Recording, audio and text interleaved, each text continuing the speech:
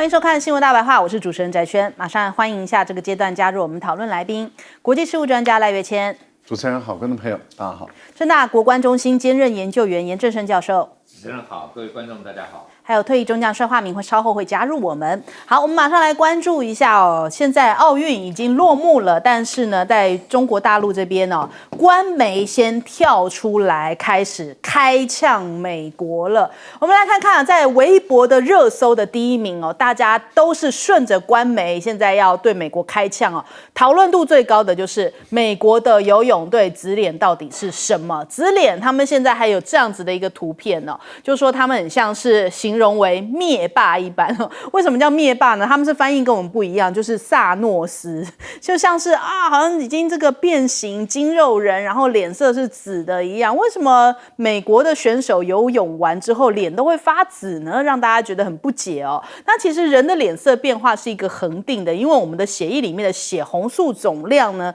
它是一个确定的状态。那脸部的这个血管发育也是固定的，这是在这一篇里面的讨论啊。那短时间其实是难以改变，就是你突然颜色变化非常的大的话，那就是有异常。那怎么样会产生这样颜色上的异常呢？那美国人是不是让血液里面的血红素增多，供氧更多，产生爆发力跟持久力哦？因此血红素比起平常多，脸色就会从红色变成紫色。这个是在微博这个词条里面的一些讨论内容哦。那我们说到了官媒开呛，其实就是央视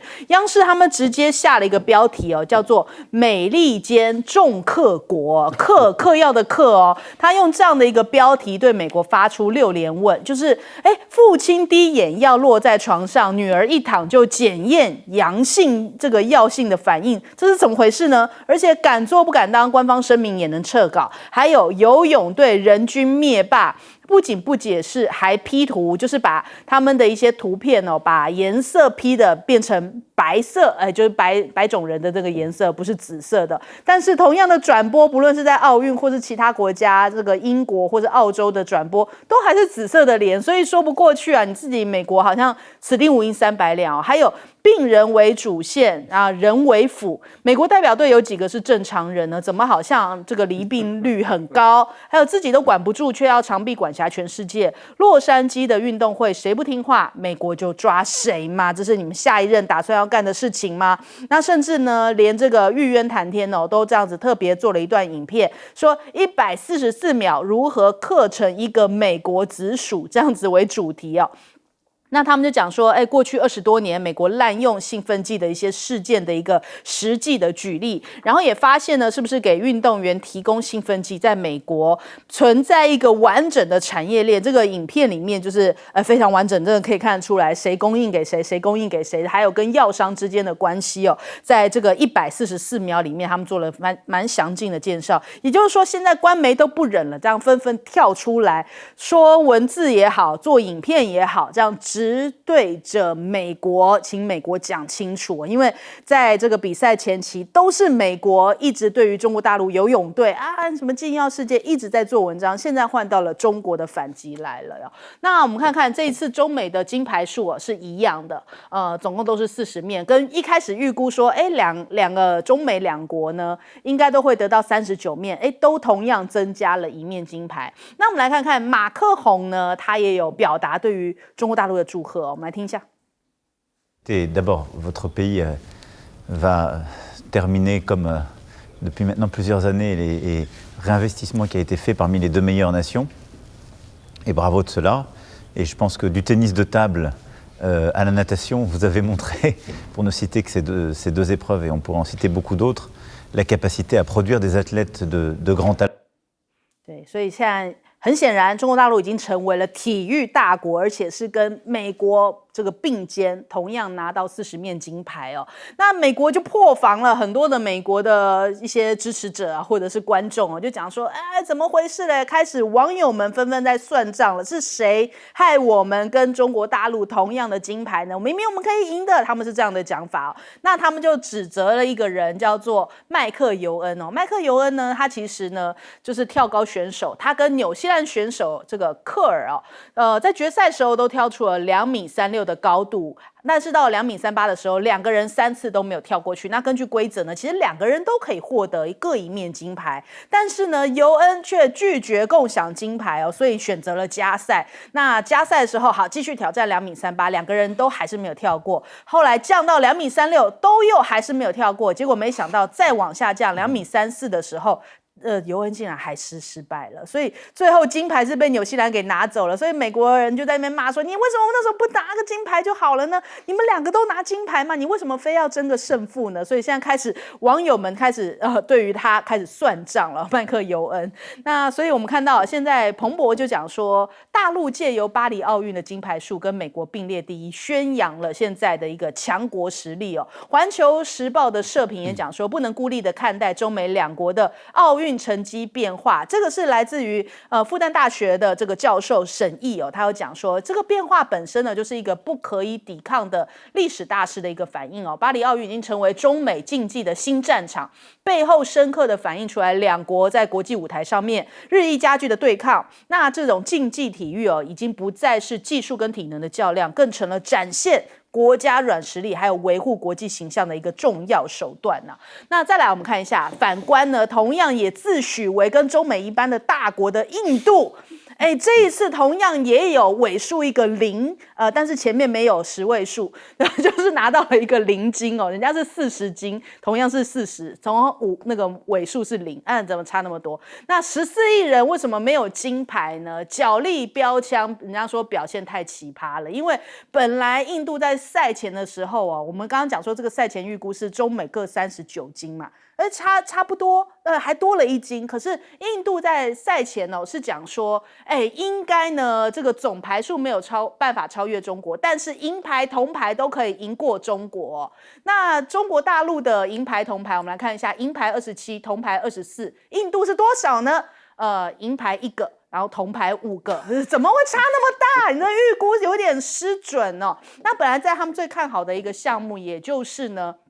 角力跟标枪，结果没想到呢，这个加赛的时候过磅超过100公斤，这一位选手呢，叫做佛加特，他因为说好像在巴黎餐厅吃了2公斤的美食，然后结果现场剪头发也来不及，现场怎么样都来不及，所以最后痛失金牌赛的资格，这吃太多。然后再来呢，还有另外一个有可能会获得金牌的角力选手，这个彭格尔因为他把这个奥运村里面的一些门禁卡偷偷给妹妹，然后把里面的物品拿出去外面卖，然后就违反了规定所以后来也被逐出法国。怎么一直出现这种落魁的事情？那最让印度没有办法接受的就是他们跟死对头巴基斯坦就是被这个中国大陆称为巴铁的好朋友对决的时候呢，结果印度的枪神这个丘帕拉以87.58这个没有赢过巴基斯坦的选手，因为巴基斯坦的选手呢射出了92.97，在他面前拿走了金牌。人家派去7个人拿回1个金牌，但是印度派去了117个人拿回了0金。所以这个大陆的网友在狂笑印度，我就说金牌突破固然狂喜但是能够把印度压在脚底下摩擦更开心巴铁干得好。所以这个印度是不是得罪中国大陆得罪很大了？我们来问一下这个赖老师怎么看呢？美国这一次对于中国大陆游泳队的选手他们做了很多不礼貌、不友善，而且很多的设计，这个引起了国际间的众怒。他们先透过他们的媒体去制造舆论，再根据这个舆论，他们要求 ITA 要特别额外增加对中国的游泳运动代表队的选手的一个检测。结果人均检测超过23次而美国的检测就有6次。这样的一个行为到最后连国际奥委会都看不下去了，警告美国说，如果你再这样的话，我取消你举办奥运的这个资格那我们看到美国这样的一种不理性、不友善跟策略性的运用他们引起了很多的反作用力，但是大家却豁然发现，就是说他非但打不下中国大陆，然后在最重要的100米跟4×100米却被中国大陆打趴。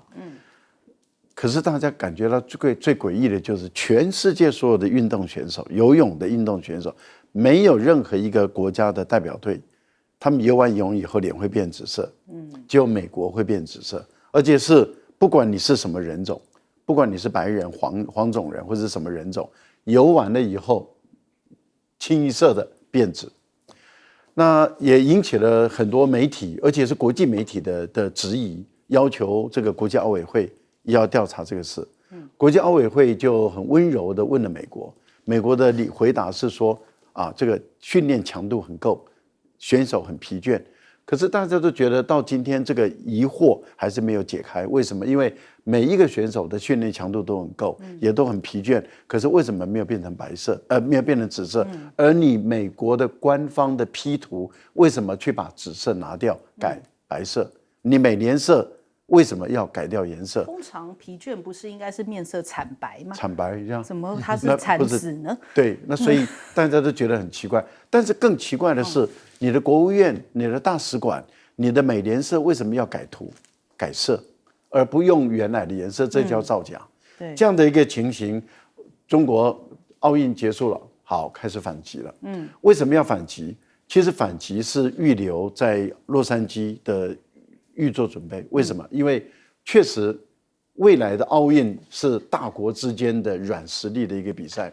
软实力的比赛，你必须要把这个美国的运动员，他可以查别人，却不让人家查他自己，而且他们都有嗑药记录的这一些刻板印象，打在全世界几十亿人口的眼中里面，把它打进去。打进去的目的在哪里？打进去的目的就是4年以后，那么这个账都要拿出来算的。你如果现在都不讲话，你如果你的媒体都不吭声，那这个就云过风轻了，好像船过水无痕了一样的情形。可是你打下去了以后，等到4年洛杉矶开始举办奥运的时候，你就可以重新把这个新闻拿出来炒。美国的运动员嗑药的情形要解释清楚，要对于美国的运动员要查清楚他们有没有嗑药。我想要补充一个小东西哦，因为呢，其实现在不是说国际奥会嘛，他们就讲说，如果你美国要继续再把这个禁药事情做文章的话，可能要取消这个2028让你们主办的这个权利。就没想到 CNN 在昨天哦，就特别发了一个新闻，他们就讲说，因为现在呢，全球暖化已经让世界多数城市办不了奥运了。然后呢，他还特别点名哦，就说比方说曾经办过奥运的，像是北京啊，或者是说中国大陆有一些城市温度太高了，所以已经不适合办了。是不是已经开始美国也在做一些这种拉扯，就是我就算不能办，也不能是中国大陆办，又开始要做针对中国的事情。我们来问一下严教授怎么看？第一个，洛杉矶现在也很热也不是说没有高温他如果说今天选择，譬如说西雅图或者是旧金山，我觉得他可以理直气壮。但你自己也选了一个会是比较热的洛杉矶我觉得，而且洛杉矶你看现在到了这个暑假的时候，常常有野火，很热的这个地方。这是第一个。第二个，美国人对这个禁药其实是蛮熟悉的美国的运动员服毒品的有好多。那抓到以后，就常常就不让终身禁赛什么的。那但是服用这种我们讲禁药，让自己体格比较特别一点，可以能够来比赛的，最多的是棒球那我们也看到好几位选手为了打全垒打这个投或者当投手的时候有一些特别的优势，他们服用了禁药。好几个这个。统计数字到最后好漂亮这个无论是投手超过300胜，或者是棒球选手打出600支全垒打，进不了名人堂。为什么？用禁药。那我觉得今天如果这些职业选手用了禁药，不能进名人堂，结果发现美国的业余选手我们讲说游泳的这些，如果用了禁药，我想他们心里头一定会很不舒服。所以我的意思是，美国如果要抓禁药，他们在抓职业的时候非常严格，抓得很凶，而且很有效。如果他今天没有抓他游泳选手，是不为而是不能而不是不能而是不为。那所以这个是我觉得美国会被大家质疑的地方，就是你今天明明是抓禁药，你自己国内职业比赛的时候，你抓得好凶那为什么在这个业余比赛的时候，你反而没有这么好像认真的来看这个？然后呢？去抓别的国家，然后你自己提出来的那些你的选手可能会有一些禁药的可能性，哇，常常都是让我们觉得说，哇，全世界的那个餐厅都有毒啊，随便吃一家餐厅就吃到了毒这个禁药的东西，哪有这么多？我就不相信这些餐厅花了心思去找，可能就是说，被抓到以后，赶快到那个餐厅再找一个食物，放一点那个东西，很像什么，你知道？很像美国的那个警察，抓不到这个犯人的一些东西，他这个把证物里头再把那个死人的血放在犯人的衣服上，说你看找到了。我觉得就变成是说他找到了这个在餐厅里头可能这个染上的这些食物，所以我觉得美国今天他2028年要办这个奥运他是真的要好好的去想一下，你要面对的媒体是全世界，特别是我们讲 Global South 以后全球南方会用很严厉的眼光来检验你，然后再加上俄罗斯说不定已经不在被制裁的范围了，说不定会回来你美国的金牌可能就被俄罗斯分担掉一些，那可是中国的项目并不是跟他们竞争的项目，所以搞不好中国的金牌会多了。好，我们来问一下帅将军，因为现在等于说连大陆的官媒、央视也好，或者是说玉渊谈天也好，都已经开始直接对美国开干了，就是正面来质问美国，你是不是可以回答这些问题呢？因为美国不管是演艺界、运动界，这个吃嗑药的那个风气很普遍的。那为什么美国自己的职业赛抓得很凶？因为有地下也有赌盘，球队自己的 reputation， 球员自己的这个奖金，这个都有关系。他当然抓得很严。到奥会去作弊，那没有关系无伤他自己本土的利益你想，我是球队的 owner。我的球队如果全部打赢，我的股票也卖得好对不对？那球员能够打出多少个全垒打，他身价也不同代言了广告费也不少年薪也可以跟球队谈所以他们彼此防范，当然是抓得很凶但是到国际赛不伤他自己国内的利益那能吃药能拿冠，只要金牌数好看就好了。所以这个东西一点都不奇怪。人家说，你美国抓那么凶，出来他妈每个人都服药，一队4个人脸都是紫的，对不对？所以这个东西说不过去，中国大陆实在看不惯了。现在奥运手段越来越卑鄙了，谁主办我要加我专长的项目人家不擅长的项目。你像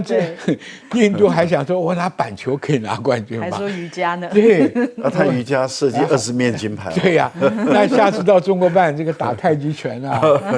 踢毽子跳方块给你来比吧。所以这个东西很无聊，你知道？这个要全世界每个国家都会的，很 popular，对不对？那你这样搞独项，那你赢了有什么意义呢？对不对？好，我们先休息一下，广告之后马上回来。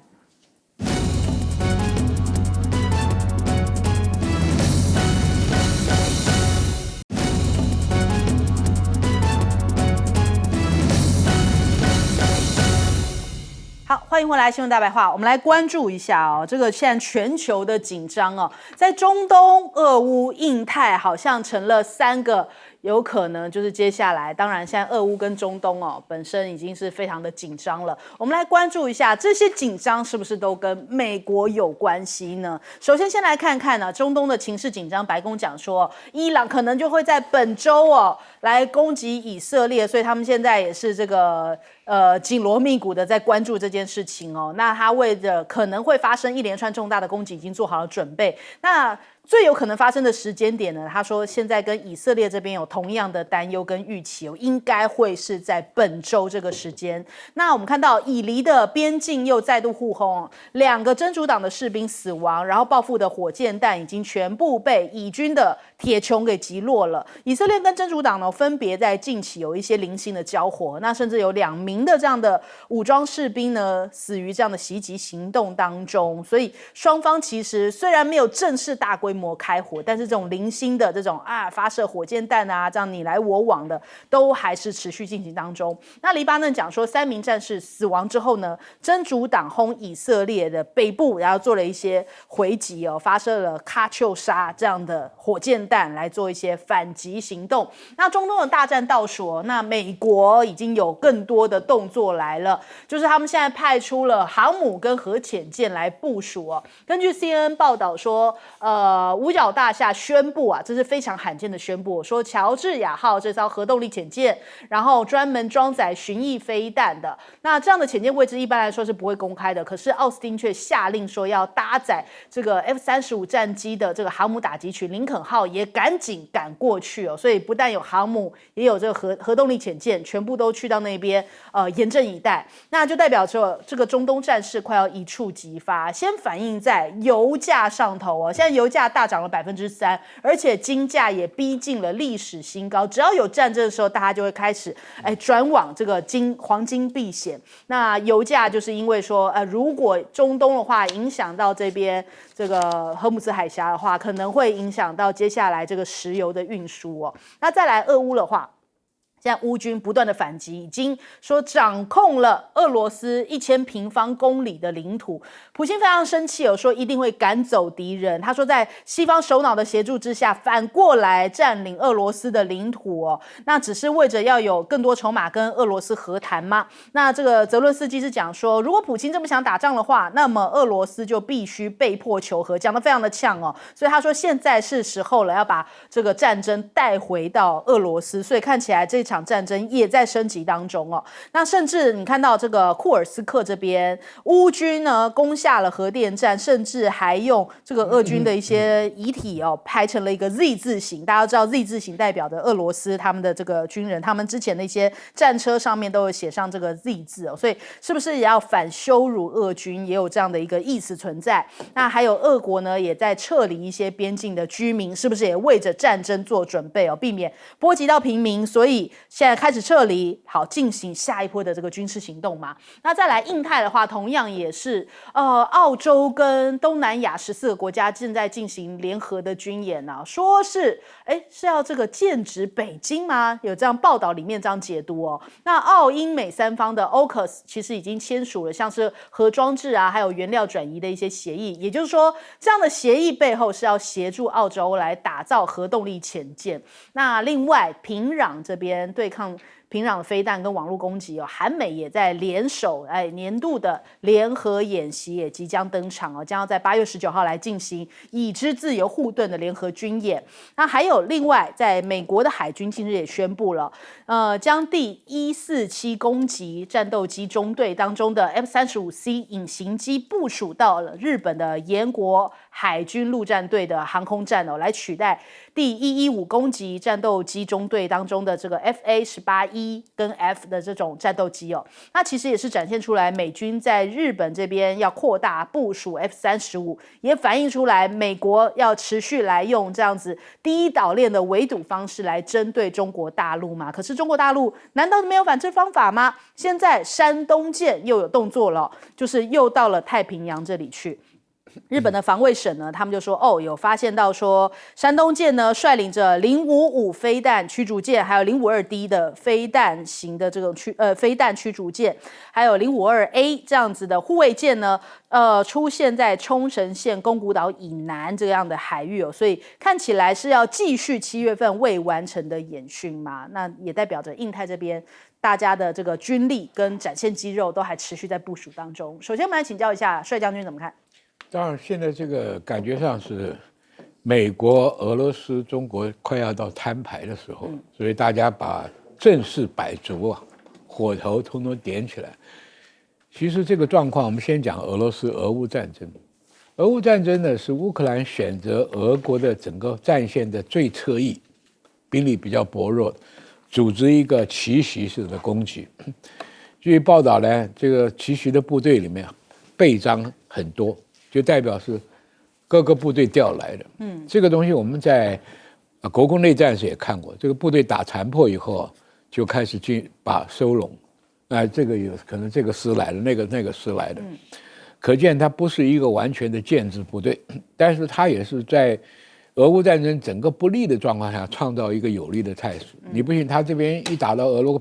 本土啊，全世界的媒体都是标题，俄国现在被打进去了。他要的是这么一个政治声势，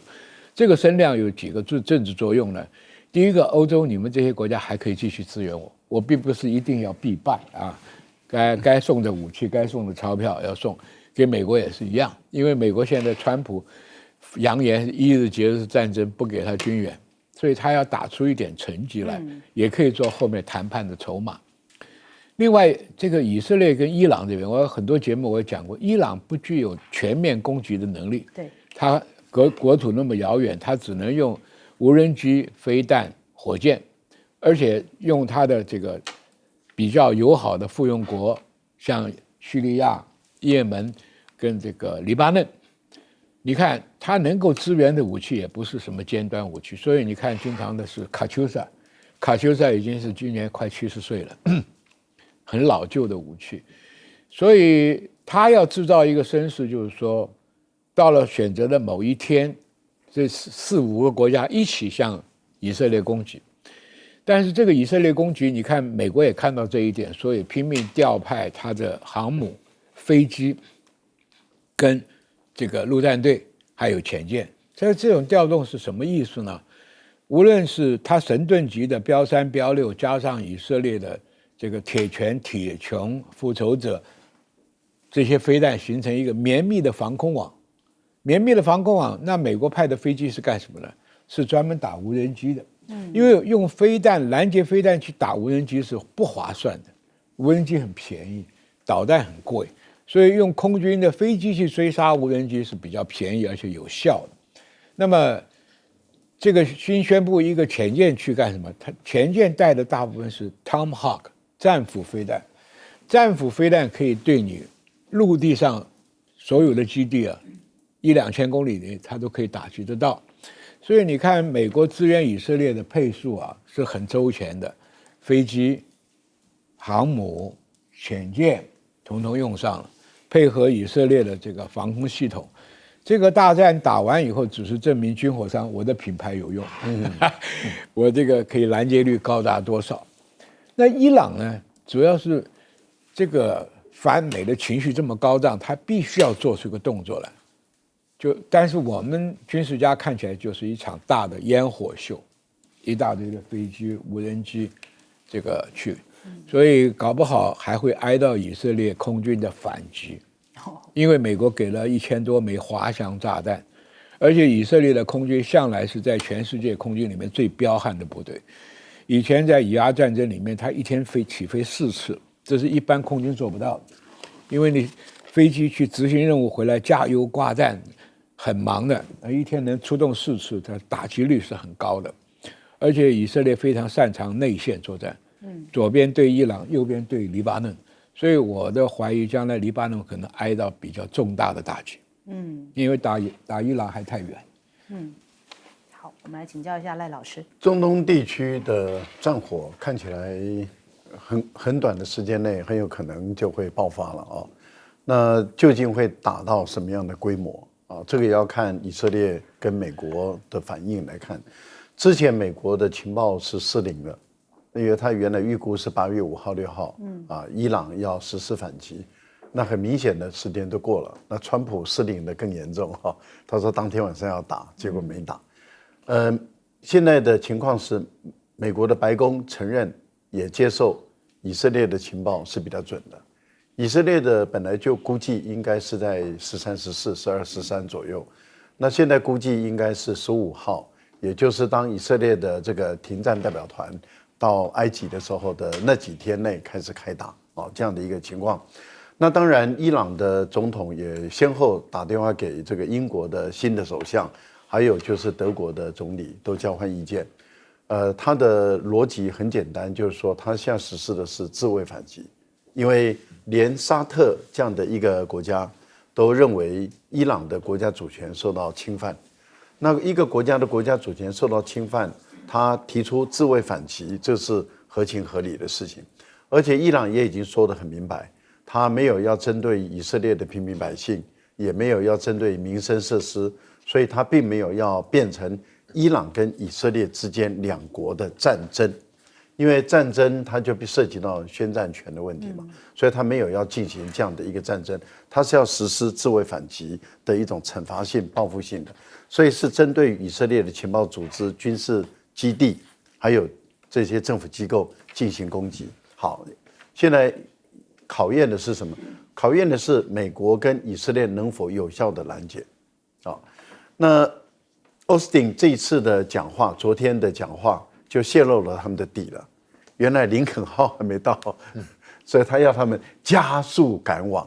这代表什么？前2天是在骗人的，说林肯号已经到了。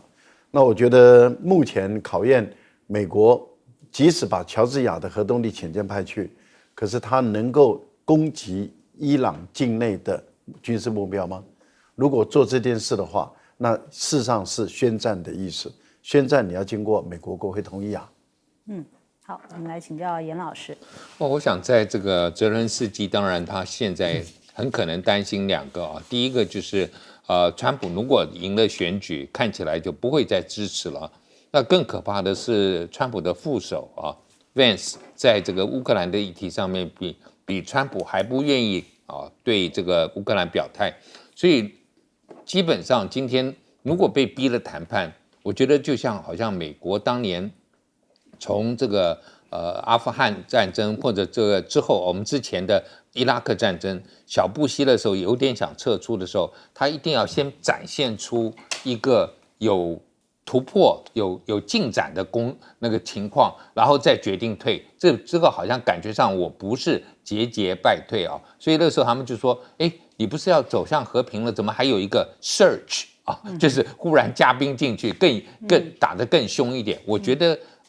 今天看起来乌克兰就是想这样，就是我要争取我的谈判筹码，我知道我会被逼走上谈判桌，所以我必须要采取一点行动，让我能够上谈判桌的时候，我的筹码漂亮一点啊。特别是碰到美国的这个总统大选，我觉得美国今天总统大选真的让这个几个地区的这个动作都不是那么能够预测。因为一下子，当你贺锦丽的这个民调上来的时候，大家会不会想说，哎，可能川普不会赢了，那我需要担心什么东西？所以美国，你看他的这些盟友我们讲说，今天乌克兰进入了俄罗斯，这个过去北约国家都不会。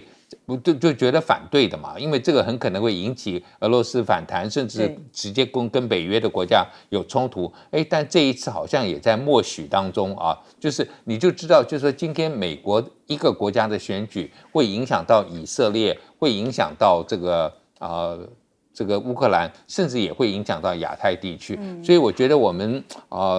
有的时候看到美国他这样子一个强国，又想管这么多事，他真的是能够。一个国家分散到又去照顾乌克兰，又去照顾以色列，又要来管这个中国的扩张在亚太地区，我不认为他可以这样做，因为过去美国的战略家也都分析过，美国不可能同时针对这个美国最多打1个半战争，2个都很难了。那如果说今天还要3面他都要参与，我觉得不容易啊。好，我们先休息一下，广告之后马上回来。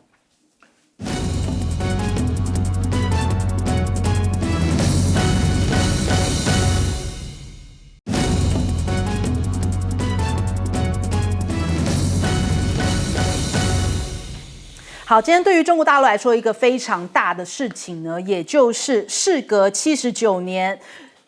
以前曾经侵华的日军731部队，大家都有印象吧？就是在哈尔滨这边有一个731罪证馆那他是特别回到了这边，说是要来谢罪。那他这一趟的行程呢，我们看到这一位叫做清水英男那他是现年已经94岁了，他原本是731部队里面的少年兵那他当时呢，他其实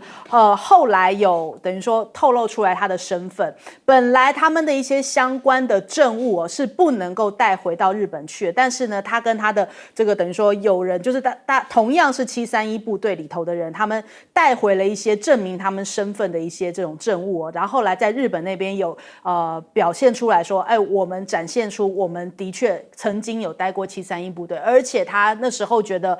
真的是惨绝人寰，因为他说他有去到那样的一个标本室里面，看到非常惨的画面，就是婴儿被活生生的剖开来。他说他这一辈子都忘不了那些画面哦，所以他觉得哪怕日本的官方不承认这件事情，他都要以他个人的身份也好，要重新回到中国大陆去。他说他也不怕中国大陆对他可能有这个怒火，会有很多民众的不谅解。他说因为呢，他这样的一个身份的这个表露出来，而且他表示说这是日本做错的事情。其实在日本政界已经很多人希望他死了，他甚至有讲这一番话。那所以他今天回到了中国大陆这件事情，也特别被中国大陆的一些官媒大篇幅的报道。那我们来看看他其实呢，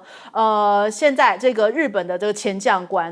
他现在重新回到了这个中国大陆。另外我们还看到这个《华尔街日报》有讲说，日本的前将官出任靖国神社的公司现在也引发了中国大陆的一些批评跟一些国内的争议那其实这对于日本跟中国来说的一些人，他们觉得可能日本保守派反而是受到一些鼓舞。那这样的非常具有争议的这个靖国神社，其实一直以来都是挑动中日双方的一个敏感神经。那的确呢，这个中日的关系也跟美国是息息相关的，因为随着美国大选接近美日韩现在安全合作可能受到了一些考验。华盛顿的一些专家呢就在讲说，最近升级的美日韩安全合作持久性的看法现在存在一些争议尤其是如果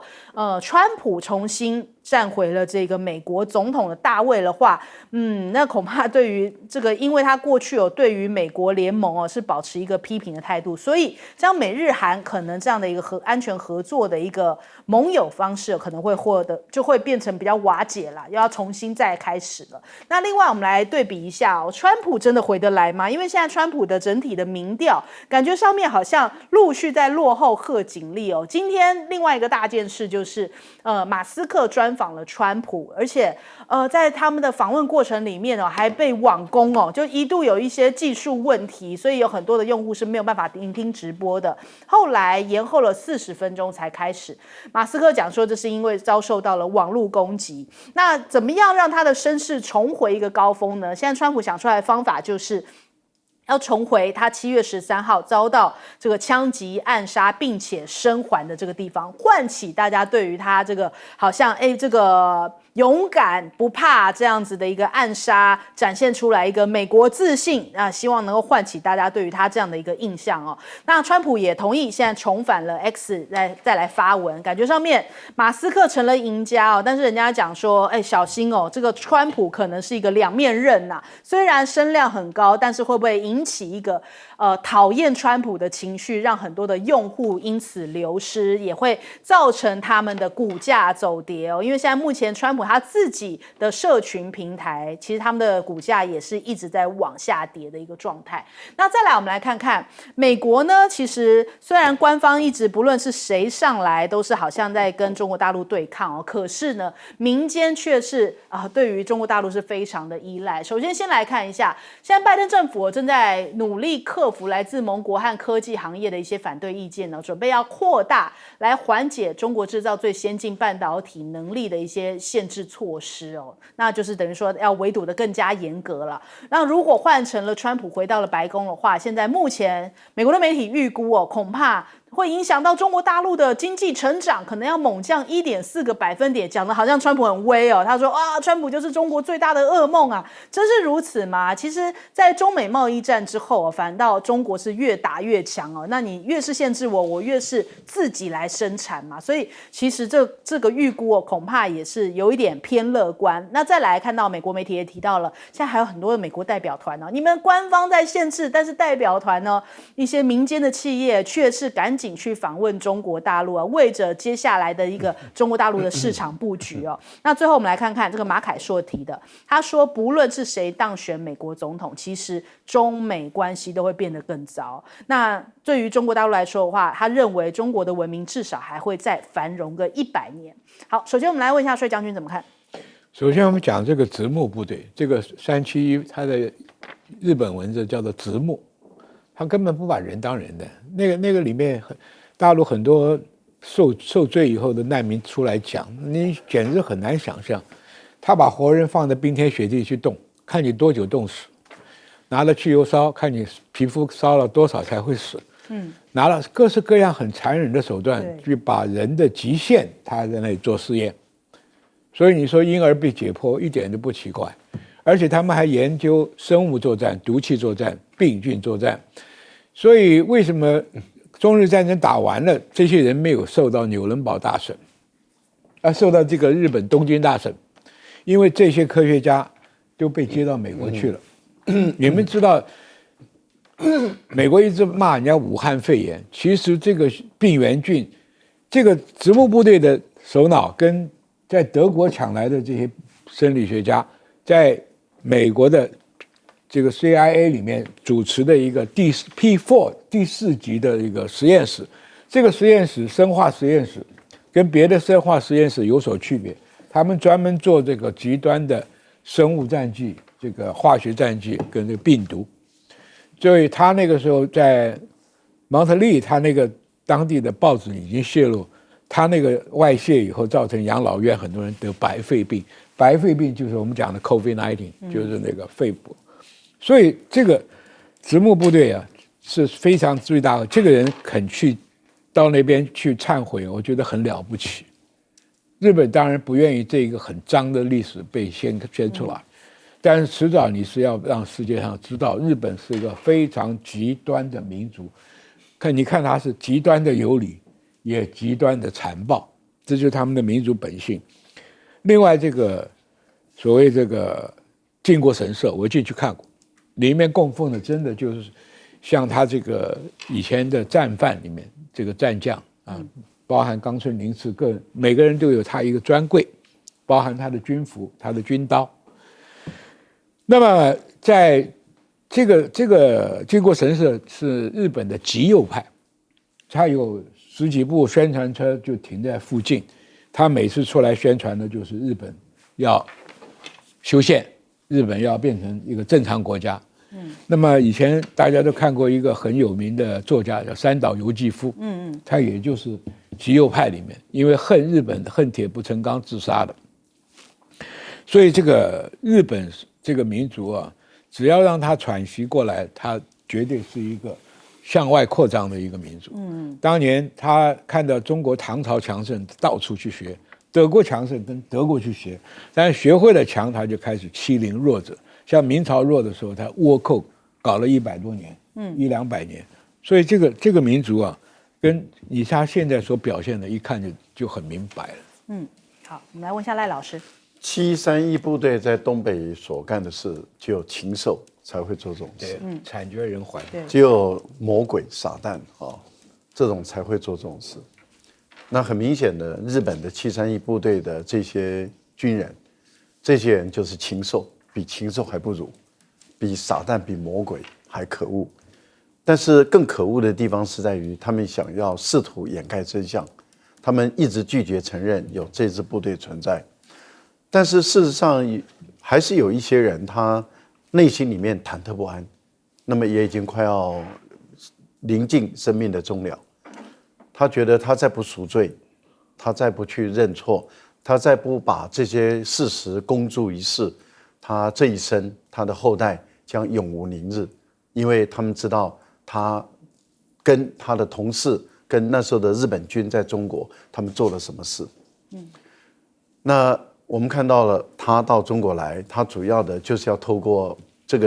个行动，告诉全世界日本人干了见不得人的事，而一直在掩盖。其实更可怕、更可恶的，其实不只是日本，还有一个国家叫美国。对，美国掌控了很多731部队的资料，对，所以美国才会用交换他们免于刑期，免于被军事审判，然后把他们的这些资料送到美国来，奠定美国深化的一个基础。美国的很多的化妆品、很多的保养品的发展、很多的制药的发展，都跟这一份资料是有关系的。而美国到今天为止没有还给中国人一个交代，也就是说，美国没有把这些资料公诸于世，让全世界知道日本有731部队。日本他们一直不停地在掩盖他们的历史，但是这个历史掩盖不了，美国人也看不下去，但是美国人没有这样做。这个国家坦白说表面上每天满嘴仁义道德，但是实质上干的事都见不得人，真的是一个最不应该的事情。我觉得美国这个国家功利主义也完全不考虑整个世界，而且它还是基督教的国家哎，他们还是，而且他们的政客都要上教堂哎，都是基督徒，我也是基督徒哎。你怎么不看旧约有牙以牙还牙？不是，但是我们相信正义，我们相信真理，我们相信仁慈，我们相信公道，我们相信慈爱。但是我觉得我们看到美国政客上教会，但是在干的事却都这么的污秽肮脏。也就是说，到教会难道去赎罪吗？然后他本身是撒旦吗？坦白说，这些政客有时候我看了真的是厌恶到极点。好，请教严老师。3K 党也是。我来谈一下川普啊，确实他的民调是开始有点落后了啊。那刚好现在马上又有8月份下星期有民主党的党代表大会，所以如果今天这个趋势继续，然后到了党代表大会，通常这个办完党代表大会之后，贺锦丽的民调会再往上面再翻一翻哦。那如果翻完之后，就要开始进入到9月份，我们讲的美国的9月份的第一个礼拜一，所谓的劳工节的这个周末完了之后，那就是美国大选的开始啊。那如果在这段时间都没有办法有特别的改善，然后到了9月10号的辩论也没办法压倒贺锦丽，我觉得川普麻烦蛮大的啊。那至于说，他为什么忽然又跟这个马斯克搞在一起啊？对不起啊，你马斯克搞电动车，美国人不是说不喜欢，但是一旦搞了电动车，就是第一个美国传统的制造业，汽车的制造业。其实你川普不是要把这些工人的工作找回来吗？你马斯克其实是拿掉他们的这个传统就是这个汽油的这种汽车的制造业，然后再加上如果今天你用电动车，就表示你的石油需要不多。川普是鼓励开油的哦，就继续要让美国这些油矿啊，这个页岩油这些的开采等等。所以今天我不知道为什么川普就其实马斯克，如果大家看他谈话，跟年轻的川普是一样的。这两个人真的是臭味相同，我觉得，所以两个人现在弄在一起，我觉得互相利用一下，你帮我抓抓背，我帮你抓抓背，大概完了之后，我想大概也不会有怎么样。可是确实，川普现在我认为他面临的危机比较大。那再加上如果今天他讲的一些话，他是我觉得美国有一个记者讲的最好。当年老罗斯福这个19世纪末期、20世纪初期，他成为总统之后，他的名言是什么？我是轻声细语拿了一个大棒就是美国的外交政策是我拿一个大棒，speak softly but carry a big stick。他说川普呢是 speak loudly but carry a twig， 拿一个小树枝所以你不要听川普这边大言不惭这边骂，结果一看拿出来这是一只小树枝，不是一只大棒。所以我觉得大家不要以为，特别我们在台湾，因为川普的话讲得很难听可能会对中国讲一些难听的话，可是真正到最后他如果选上总统，我不觉得对我们会有什么有利的地方。不过还好，就是说至少他的幕僚有一些那对，虽然我也不喜欢那些幕僚，可是那些幕僚是非常顶台湾。那我不知道他们能够影响川普多少，因为包括共和党的这个议员也好，他的幕僚也好，对，碰到川普全部变成政治侏儒了因为共和党就是川普党，那没有人敢反对他。可是贺锦丽